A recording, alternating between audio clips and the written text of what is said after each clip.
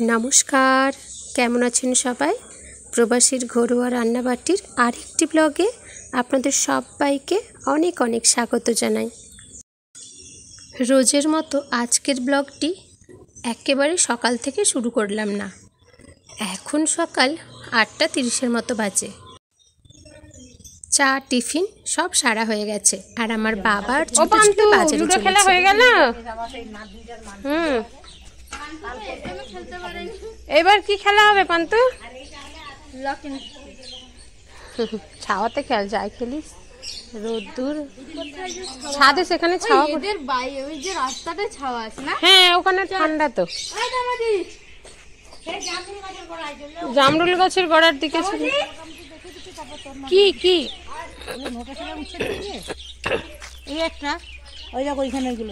Notice আগে উচ্ছে দিতে হবে না, তোমার চেয়ে উচ্ছে আমি ভালো দেখতে পাই, দেখবে? এই দেখো, আমি সেদিনেও কত বড় উচ্ছে তুললাম। আজকে আর উচ্ছে নোটিস আগে দিতে হবে না গো, ডিমের তো হচ্ছে না। সেগুলো তুলে রাখছি, ওই ভেতরে আছে আর ওখানে আছে, সেই ভাড়ার সেই দিকে আছে, আমি দেখেছি। এই সামনের গুলো তুলে না, তারপর সেগুলো ভাড়া দিয়ে দিই। ধরো তুমি তাড়াতাড়ি উনান জ্বালো, সেই রান্না হতে রোদ্দুর গরম, লেট হয়ে যাবে।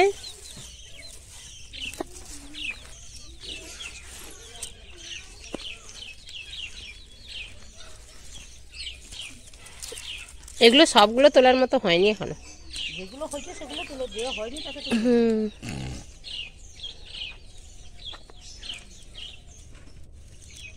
এগুলো এখনো ছোট, আর একটু বড় হবে। আমি কি বললাম তোকে, দেখি দিই কি বলে। ওই দূরেরটাই শুধু তুলবো। ওই যে এখানেও এগুলো আছে, বড় হবে, যে বড় হবে তাকে রেখে দিই। আমি কি বললাম, এটা হয়তো আর একদিন পরেও তুললে হতো। ওইখানে একটা আছে, এটা ধরো, ওইদিকে ভেতরেরটা তুলি।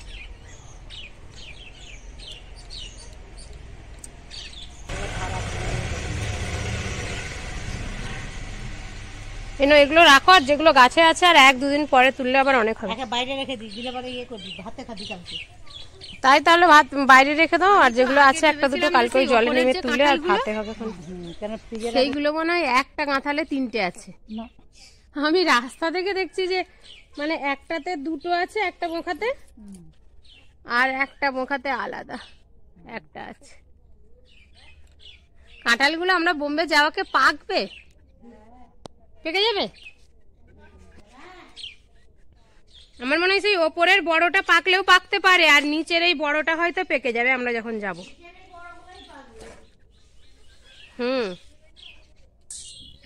দেখুন, এই কাঁঠাল গাছটি কিন্তু আমি নিজে হাতে লাগিয়েছিলাম। তা অবশ্য বেশি দিন আগে না, লকডাউনের সময় যখন দেশে এসেছিলাম তখন লাগিয়েছিলাম। তবে অবশ্য পরে এই গাছটির পরিচর্যা বা যত্ন করেছে আমার বাবা আর বোন। তবে ওই যে একটি কথা থেকেই যায়, গাছটা তো আমি লাগিয়েছিলাম, সুতরাং এটি আমার কাঁঠাল গাছ। মোচায় বেগুন দিতে হবে না,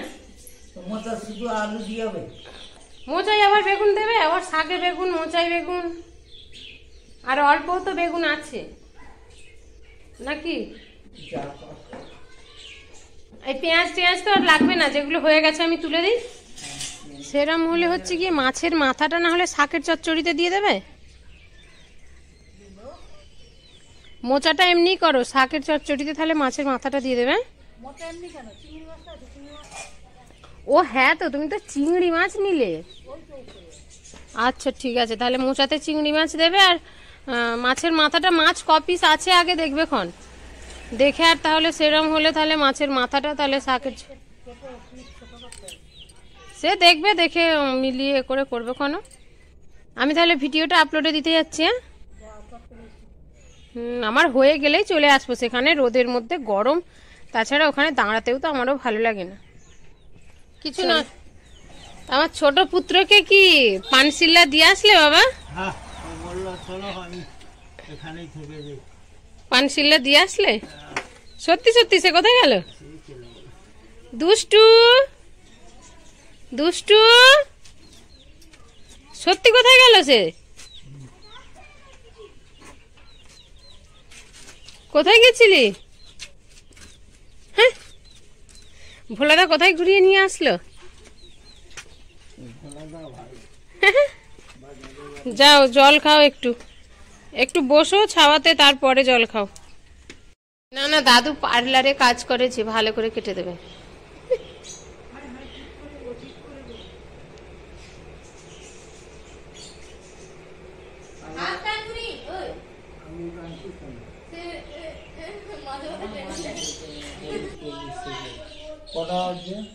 এখন বাজে 9:21। হয়েছে, টাইম হয়ে গেছে, ঠিক আছে। এটা আবার তোমার একটা আঁটি হয়ে গেল।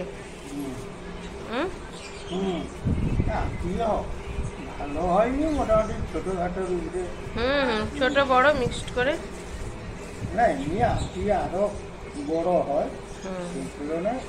সে লাঠের ছোটবেলায় আঁটি দেখেছি। সেই কোন ছোটবেলায় জেঠু বড়মা বাবাকে সবাইকে একসঙ্গে দেখতাম পেঁয়াজ চাষ করতে। এই বছরে বাবা দেশে প্রথম হাওড়া জেলাতে পেঁয়াজ চাষ করেছে। খুব একটা ভালো হয়েছিল না, কেননা অনেকটা লেটে লাগিয়েছিল, কিন্তু তাও ঘরের জিনিস, যা হয়েছে এই ভালো। আমার বাবার শখের লাভবার্ডের বেবি হয়েছে। বাবার ভীষণ প্রিয় এই পাখিগুলি। পান্তু, পান্তু কিসের মাংস খায়? পান্তু তুমি ছাগলের মাংস খাও?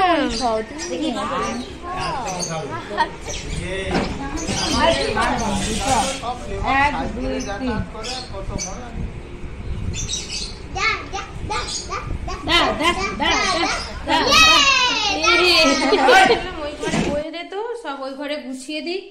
ওরা খেলতেই এত ব্যস্ত, চলেই গেল। কুমড়োগুলো লক্ষ্য রেখেছিলে? এইখানে এটা একটু খেয়েছে ইঁদুরে মনে হয়।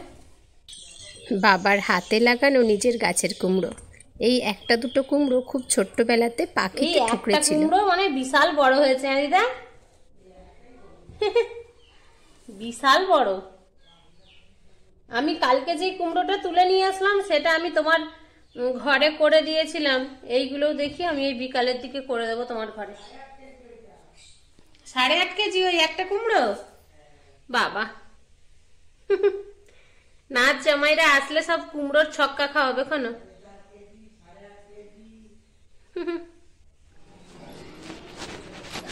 দুষ্টু রে, দেখ জামা মটর দিয়ে ভাজিয়ে নিয়ে এসেছে, কি দারুণ ফুলেছে দেখ। এনে দুটো নে বাবা, নাও গো।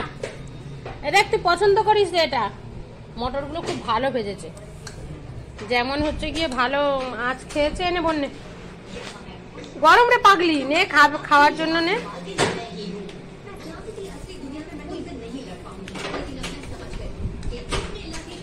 এ বাবু, ভালো ভেজেছে রে। দেখ একটা খেয়ে দেখ, এটা খেয়ে তো দেখ।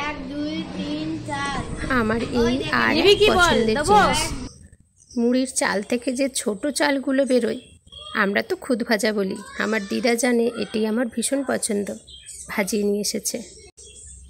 এখান ওখান করতে করতে আমার মায়ের রান্না সারা হয়ে গেছে। এখন দুপুর 1:30টার মতো বাজে, লাঞ্চ টাইম। মা একা এতজনের খাওয়ার রেডি করে উঠতে পারছে না, তাই আমায় বলল সাইডে বসে একটু তরকারিগুলো বাড়িয়ে দিতে। আজ মা আমার প্রত্যেকটি পছন্দের জিনিস রান্না করেছে। গিমে শাক ভেজে আলু সেদ্ধর সঙ্গে মাখা, লাল নোটে শাকের চচ্চড়ি, মোচার ঘন্ট, মাছের ঝাল, সঙ্গে একটি কাঁচা লঙ্কা, আর একটু শুধু ভাজা গিমেও নিয়েছি। পান্তু চাপবে না বাবু, পান্তু ভয় পায়। বিকাল না হতে হতে রোদ্দুর না পড়তে পড়তে বাচ্চাদের খেলার তাড়া। আমি অত্যন্ত তাপের জন্য বাড়ির থেকে বেরিয়েছিলাম না। এখন প্রায় 5:30টার মতো বাজে। বাইরে বেরিয়ে দেখলাম বাবা এখানে জ্বালনগুলো গুছাচ্ছে। আমি বললাম যে তুমি কেটে দাও, আমি একটু গুছিয়ে দিই। খুব বেশি সময় লাগবে না, তাও বাবার একটু হাতে হাতে করে দিলে বাবারও ভালো লাগবে। অত্যন্ত গরমে ওনাদেরও কষ্ট হচ্ছে। আর এই গরমের সময় জ্বালন গুছানো হয় বর্ষার জন্য সঞ্চয় করা। গ্রাম বাংলায় সবাই এটা করে থাকে। আর আমাদের তো এত বাগান আর প্রচুর পরিমাণে জ্বালন, কিন্তু গুছানোর কেউ লোক নেই। এইদিকে বাচ্চাগুলো গরমের তোড়ে বারবার পুকুরে স্নান করা, এ পুকুর ও পুকুর। এইটাকে ওর পেছনে দিতে হবে, এই পুকুর আর ওই পুকুর। অসুখ বাঁধিয়ে এই যে এইটা এই পুকুর, এই যে ওর সঙ্গে এই পুকুর একবার, ওই পুকুর একবার।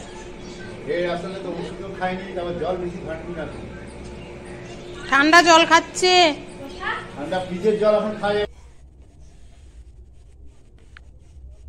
করে কিতকিত খেলছিস?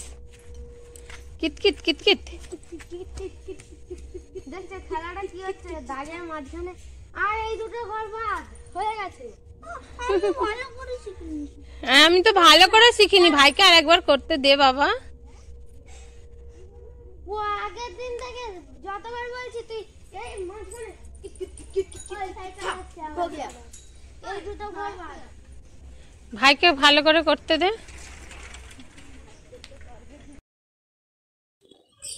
সন্ধে হয়ে গেল, তাও ওদের খেলা আর শেষ হচ্ছে না। সাইকেল চালানো বন্ধ করে এখন শুরু করেছে কিতকিত খেলতে।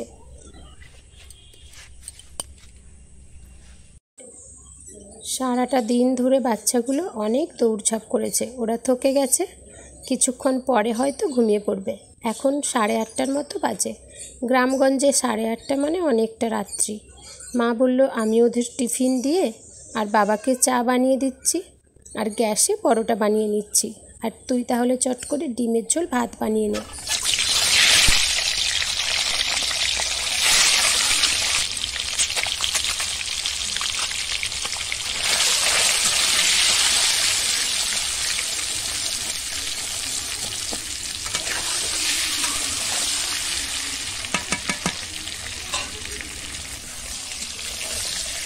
আর রান্নাটা আমার উনানে করতে বেশ ভালোই লাগে। আর রাত্রের দিকে ডিমের ঝোল আমার ছেলেরা ভীষণ পছন্দ করে।